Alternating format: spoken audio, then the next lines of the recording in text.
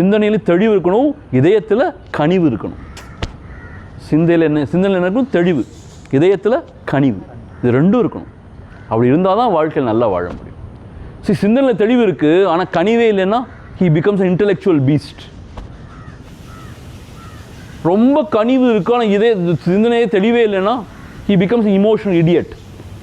இந்த ரெண்டு விஷயம் நீங்கள் புரிஞ்சுக்கணும். எப்பயும் ஒருத்தனுக்கு நல்ல சிந்தனை இருக்குது, ஆனால் இரக்கம் இல்லை, கனிவு இல்லை, இரக்கம் இல்லைன்னு வச்சுக்கோங்க, he becomes an intellectual beast.